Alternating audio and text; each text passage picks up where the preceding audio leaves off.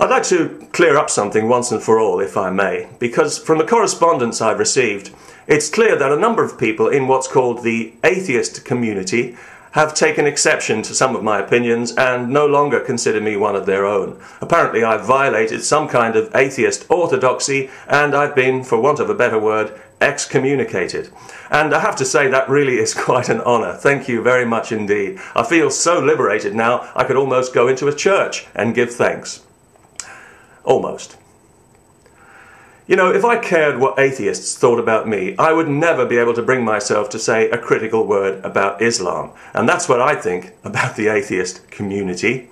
You see, I've noticed that many atheists are very happy to attack Christianity with the full force of their finely honed intellects, driving home their arguments like fence posts. Yet when it comes to Islam, it's a different story. Suddenly, atheism takes a backseat and political correctness steps forward, and the argument gets inverted like an hourglass, with the sand running in the opposite direction as they rush to find excuses for religious fascism and to condemn anyone who speaks against it as a racist. What about all the Hindus and Sikhs I hear from who feel the same way about Islam? Are they racists as well? Atheists pride themselves on examining the evidence, yet too often when evidence to do with Islam is presented, it's filtered through political correctness and rendered inadmissible. Because there seems to be a default assumption that drawing attention to the ongoing soft jihad against Western values, that's soft like a velvet hammer, is somehow a slander on Muslims, that the religion is essentially benign and that its critics are motivated primarily by bigotry and hate. And I've encountered this attitude so many times now that I'm no longer surprised by it. But I think the people who are afflicted with it are as much in denial as any religious bigot. They're equally irrational, equally delusional. They're just slaves to a different dogma. I'm an atheist, but I don't love atheism. However, I do love freedom. I've said before that freedom is my religion, and I wasn't joking, because we all know that you should never joke about something as solemn and sacred as religion. I don't worship freedom because I don't worship anything, but I do regard it as the highest virtue and the one from which all other virtues spring. And of course it's extremely un-Islamic, which between you and me is one of the best things about it, but don't tell anyone I said that, as I would hate to cause disharmony. I'm a fairly recent convert to the religion of freedom. Most of my life I've taken freedom for granted. It's just been there in the background, being reliable and boring.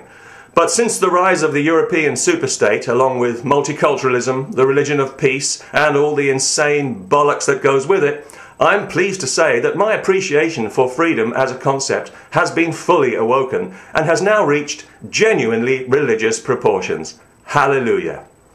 It isn't the usual kind of religion, admittedly, as it doesn't require anyone to think less of themselves, which might be a problem for somebody who believes there's virtue in self-hatred. Nor does it preach hatred against any group of people, like, for example, homosexuals or Jews, which will obviously limit its appeal among those of the single brain cell persuasion.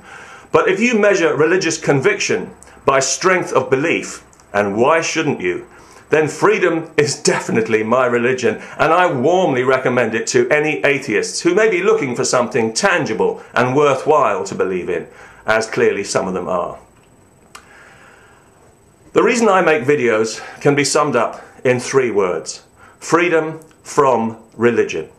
And given the way the world is right now, inevitably that means especially freedom from the religion of peace.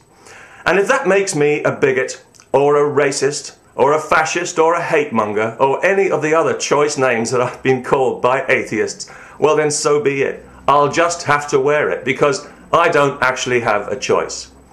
You see, Islam rejects individual freedom, and therefore, in accordance with my deeply and sincerely held convictions, I am obliged to reject Islam, which I do unequivocally. It is, to borrow a term, haram to me. I avoid it the way a Muslim avoids pork.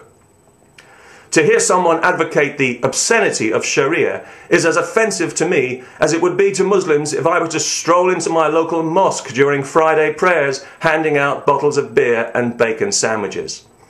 However, I believe that Islam wouldn't be the problem it is today in the Western world, and Sharia wouldn't even be an issue if not for the grossly irresponsible self-indulgence of cultural guilt and political correctness, which I believe has literally turned us into our own worst enemies. It's the rot in the foundations of Western society through which the poison of religious fascism is being allowed to seep. And if we carry on as we are, making ludicrous allowances for it, mollycoddling hate, tolerating intolerance and looking for excuses to make excuses for Islam, our society will be poorer for it and our children will be less free, especially the female ones. And history will condemn us as the generation of liars and cowards that let it happen. The generation that was morally and politically so far up its own rectum it didn't even notice the lights going out.